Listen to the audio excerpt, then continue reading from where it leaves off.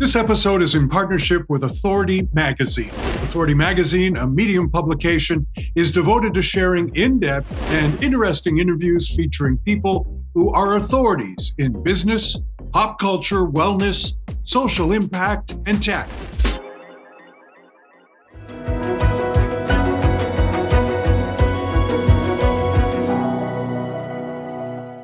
Well, today on Believe in People, we're going to have to improvise because we are missing our friend and colleague, Amy Goldberg, who is away. But if we're going to be improvising, there's no better guy to have with us than Cameron Algie, who is an improvisational artist. And he has decided that all of us, like me today, who's trying to figure out how to do this Zoom thing, who get stressed out by life's little twists and turns, can actually find some solace in the art of improvisation. He actually teaches it. So Cameron, welcome to Believe in People. And why don't you just start off by telling us a little bit about your group and how it works? Easy question. Yep, good. Yeah, do it with the soft lobs. Hi, Kevin. Thanks for having me. Yeah, so Play with Fire Improv. It was kind of started. Built around the idea of like improv for anxiety, how improv can help with anxiety, and just like kind of the idea of it's kind of like exposure therapy, but to joy. like exposure therapy that you can like there's play and laughter involved, as opposed to just like if you're dealing with snakes and they're like, hold these, it's not necessarily fun.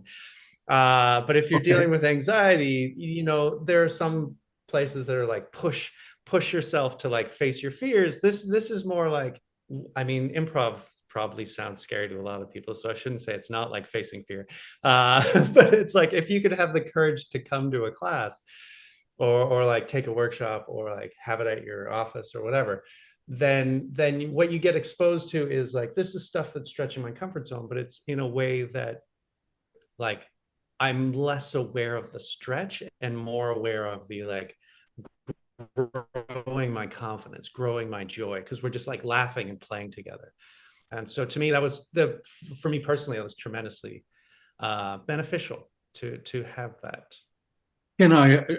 Are you allowed to make mistakes then? Is that part of you? I'm assuming you have to take that fear away immediately.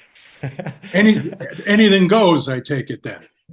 Yeah, it very like, not even just like you're allowed, it's beneficial. I don't know if you've ever seen, or if anyone listening has ever seen, like Whose Lines Is It Anyway? Colin Mockery was like the master of this, where he would mess something up, yes, and that got the biggest laugh. And improv is almost this practice of becoming like a jester-like mentality, where, oh, if I trip and fall and people laugh, now my brain's like, wait, is that embarrassing? Or did I just bring joy to people?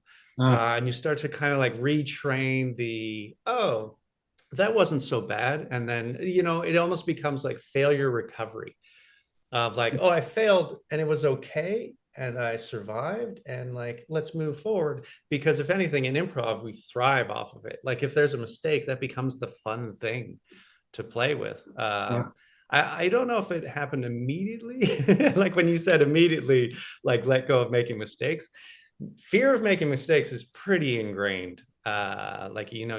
Parents and school and work is like, never make mistakes. So it's not like it happened overnight, but yeah, over time for me, I really, my inner voice softened, and I was like, instead of like getting angry at myself for making mistakes, I was able to start laughing it off, because I was experiencing everyone laughing it off and just moving forward. So yeah.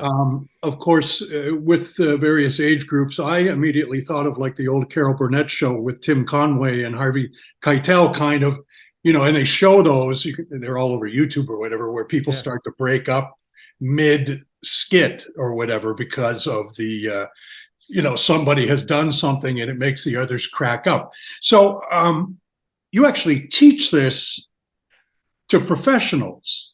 So I mean, Yeah. what an interesting concept, because I guess essentially you're also teaching people to be really quick on their feet. Yeah. Yeah, and that's a big reason like companies come to us and stuff like that. It's like how do we think quicker on our feet? And to me it's like there are a couple ways to think quicker on your feet, which is like faster in, faster out kind of thing. Which is faster in. I feel like I'm using jargon or something. Faster in to me is allowing things in real time. So as an improviser, you learn to like stay present with the other person. Like your scene partner is the source material of what you're going to say next. So you get so attuned to listening to them. And so what often happens when I say faster in, what often happens is, you know, some people are lost in thought. Even while the other person is talking, we're lost in thought about what we think about what they're saying, what we should say next, what we're expecting to happen. And so when they say something, if they say something that throws us off because we were expecting something else, it takes longer to like process it and like recalculate. But if you're not expecting anything and you're just taking it in live, there's no recalculation time. It just comes in. You're like, you just said that. And then the faster out is here's my response. Um, it's developing the ability to respond in real time as opposed to I need to come up with the perfect response and hold ourselves to perfection and don't mess it up and make sure this is like the perfectly worded response as opposed to this I'm using words that are good enough to communicate an idea and that's good enough.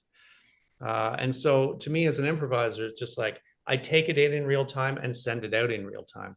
It's not that my brain is faster. It's just I'm judging myself and them less. And so Which there's is less good. But struggle time. obviously, in order to do that, you have to be a listener. You have to be Yeah. listening, Yeah.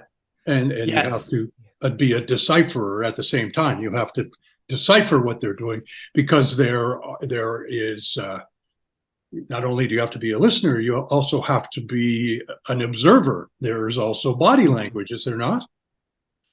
For sure.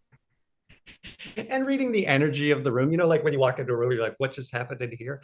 Yeah, oh, for sure, all of that. You know, I think they say like body language is 80 whatever percent, and then there's tone, and then the words themselves. It's just like, Yeah. yeah, we're listening, we're taking it all in.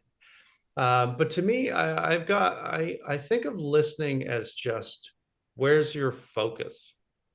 So like if your focus is on the other person, like I think we think as humans, so like we're just great multitaskers. Like I can be on my phone and listening to you at the same time, but it doesn't quite work that way. I think we just have the ability to go back and forth quickly. But to me, focus is if I'm focusing on the thoughts in my head about what I'm going to say next, then I'm not focused on the other person. And Well, you feel it. You're like, if I'm focused on you, I hear the words coming in real time. Anyway, I cut you off. I should be listening. no, no, because I was listening, and I was just about to say you need to be focused when it comes to multitasking. And of course, what no one knows is the half hour of pandemonium that I, and by extension you, had to go through in order to make this thing happen. Because I still live in the Paleozoic age, where I would much rather type you a letter and walk to the post office. But it is working. Um, so I had to alleviate my stress over making this thing work. How does improv alleviate? Because, I mean, as you mentioned, people call you up to teach them how to do this. How Mhm. does improv alleviate that stress, or perhaps the fear of other people, i.e., your boss? That's great. So we'll deal with like stress first, which is uh I'll word it like this. It's not the stuff, it's how we feel about the stuff. And then build out from there. So like the struggle to get this Zoom link going, it's not the creation of the Zoom link that's a stress. It's like putting pressure on ourselves that this has to be done at a certain time. How does the other person feel about me? Are they going to judge me? Are they going to hate me for this? It's What's all my like, password? what's my password? Yeah, it's all the like, stress is kind of like this mental pressure we put on ourselves to make sure that it's done right.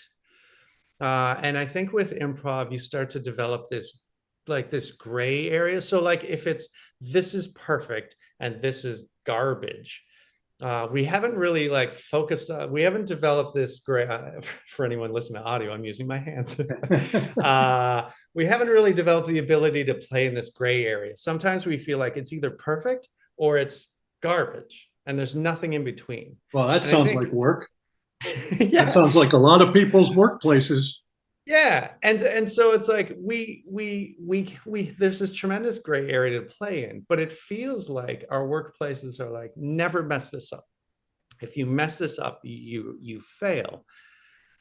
But one of the things we have to like teach companies is, if you teach failure is bad, then you're not going to get bold ideas. You're not going to get creativity. You're not going to get people taking risks, because the fear of messing it up won't be worth it.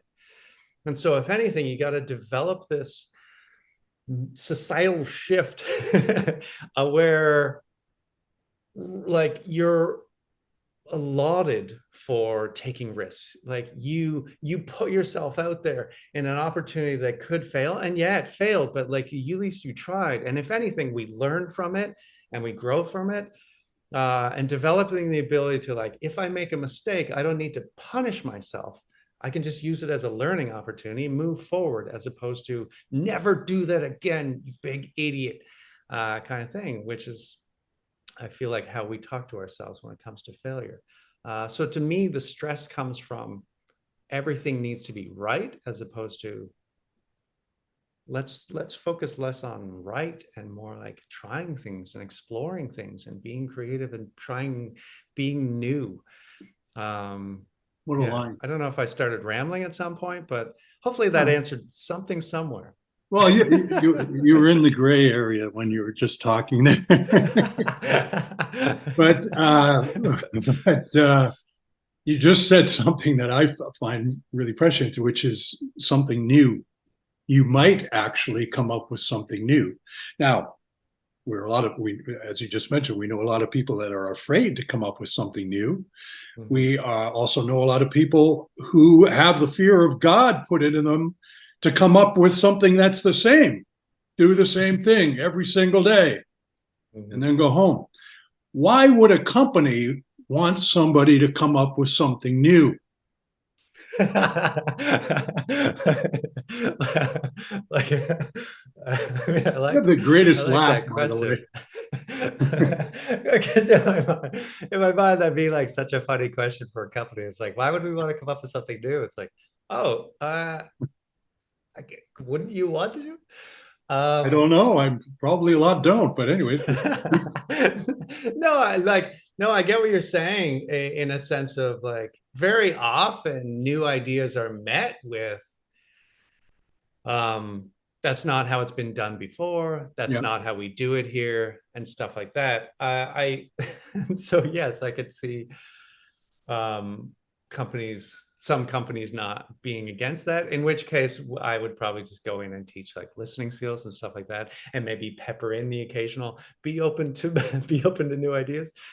um I To me, it like, change is happening all the time. Like, if if your company's not able to adapt and evolve to how today's different than yesterday, like we have constant new apps, new ways of thinking with the world, new weather. I feel like I'm rambling now, but just like Yeah. everything's constantly changing. So by new, I just mean continuing to adapt with what's happening instead of being left in the past. And so improvising is just like adapting. Like, I say the first word of a sentence, I kind of maybe expect you to respond a certain way. If you respond a different way, I need to adapt and build off what you said, which is like the yes and concept of improv. I Yeah. haven't gone into the granular details of improv, but I probably should have a couple questions ago. But improv, there's this yes and you just kind of like build. It's developing the ability to like listen and build off each other's ideas Right. and use that as a forward momentum. Huh.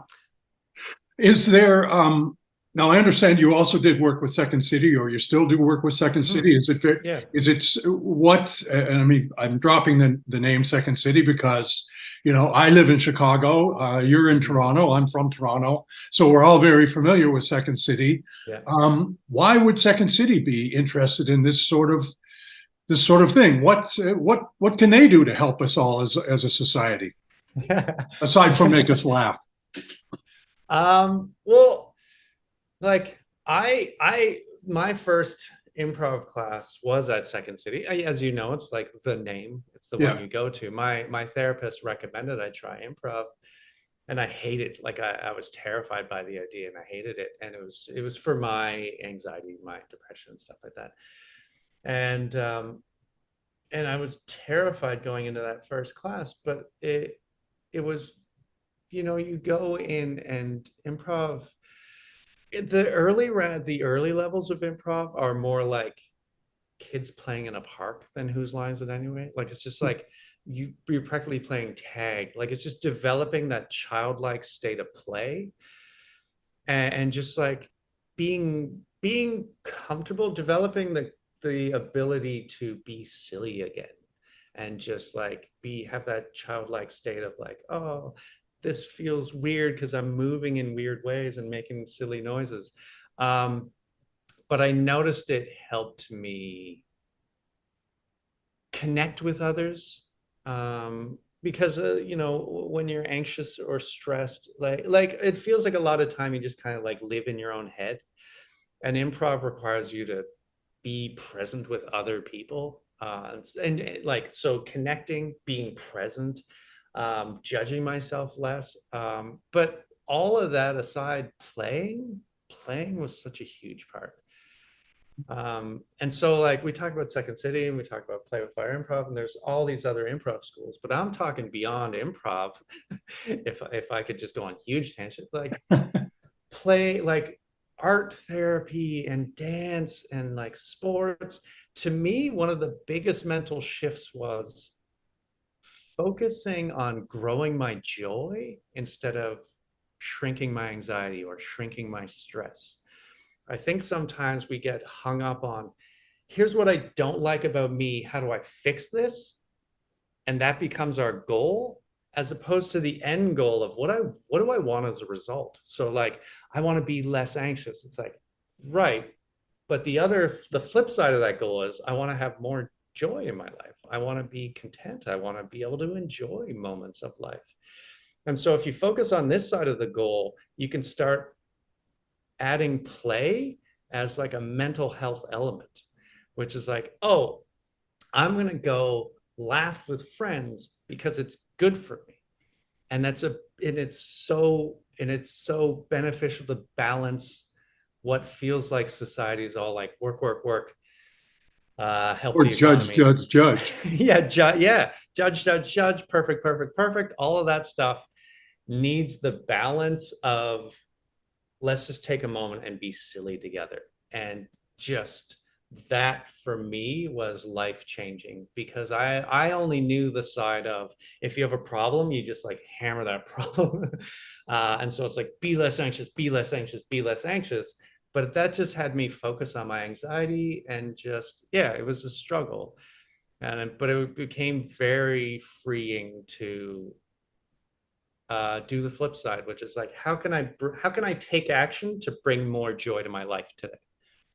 Have Uh, you seen positive results in the folks that you are mentoring or teaching? Hell yeah. Yeah, no, I mean, I guess at some point I would need to shut it down if I didn't. But yeah, This is your huge, show, like, man. yeah, like going back to Second City, when we first started teaching the improv for anxiety class at Second City, like I would see people, too like really anxious to step foot in the class, which is, that's one of the scariest parts, is getting there. Sure. But then I would see them like a year later performing on the Second City main stage for their final show. And they were just like performing in front of an audience of like friends. And again, that's not what I need. Like our mission is not to like build improvisers. It's to have people be able to make small talk without without too much of a struggle, stuff like that. But it was interesting to see the potential of it, like the growth of it, to like, oh, they're not only having less struggle connecting with others, they're now performing. So yeah, there's the potential for huge change. And honestly, the huge change in me, I would never have been able to talk to you, make eye contact, do a podcast. Yeah, leave the house. I mean, I struggled leaving the house. So yeah, it's been. So you are your own success story in many ways. Mhm. Just before we shut this down, because our half hour has just flown by, a lot of people, myself included, do a lot of things in order to overcome some of those anxieties. Do I look right? I.e., plastic surgery or spending a lot of money on your wardrobe. I'm nervous around people, i.e., taking Lexapro. I'm scared to go out with a gang, i.e., I got to have 5 quarts of beer. Um, I'm nervous about myself. Therefore, like what I'm doing right now, I have to be louder than everybody else at the table. Are all of these sorts of things kind of societal band-aids? I I mean, yeah, I mean, I guess in a sense, but like do whatever helps, I guess. like I'm going to get a beer. I'm going to get a beer. Excuse me. but it's like, I think it's one of those things of, if a beer helps, then it helps. If drugs help, then they help. And I don't want to like push drugs or push alcohol, but it is one of those things of, I think of it as, for me, stuff like that, um, if it helps you get strong enough to the point where you can try other things, like I know, like if you're taking anxiety medication and it helps you leave the house and interact with other people, then like the benefit feels like it's worth it, kind of thing. And then ideally, I guess what you would drive towards is, can I get to the point where I'm using drugs less, and connecting socially more. But Smoking dope's another one for sure.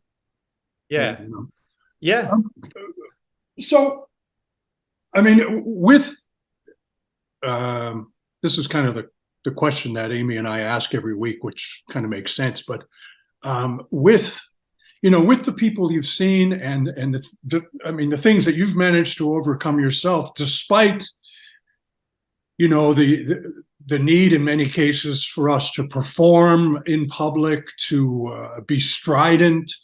Um, why do you still believe in people?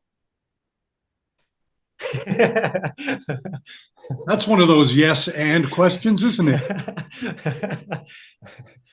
I, I, what do I mean, you think I'd be ready for this because I know you asked it. Um, I think it's one of those things where people have the tremendous ability to do terrible things and beautiful things. And it really is like what you focus on, like what right now, like, are people focused on the fear and the anger, or are they focused on the joy and the beauty? And to me, that was like my journey too. And so like I believe people have the ability, because I've experienced it myself, where I was really critical of myself and really critical of others and mean to people and just really harsh, because I was demanding perfection of myself and demanding it of others, and I was afraid of looking foolish and afraid of, like, I was just full of insecurity and all that stuff, and it was fueling me. But like, as soon as I got better at shifting my focus to, can you love yourself as you are? Can you love others as they are? Can you develop this ability of acceptance where they're allowed to be like that? You're allowed to be like this. You're allowed to have anxiety. You're allowed to have stress. Instead of like fighting those things, just allow your body to have those sensations. Instead of like fighting against the world, just like start from a point of, it is the way it is. Can I see the beauty in it? Can I focus on growing my joy and growing the joy of others, and that kind of thing. And if you develop that mentality, and if we could all just kind of like, you know, take care of each other and like focus on the love versus like what's dividing us. I know humans have that ability, and I was a huge mental shift for me, and I know it's possible. And so, yeah, that's, I believe humans, even though it seems like a lot of time we're on the path of fear and anger and separation, I know we have the potential for connection and laughing together and sharing joy. Cameron Algie, founder of Play with Fire Improv. Let's all go out and play with some fire. Thank you so much for your time and your laughter. Thanks, Kevin.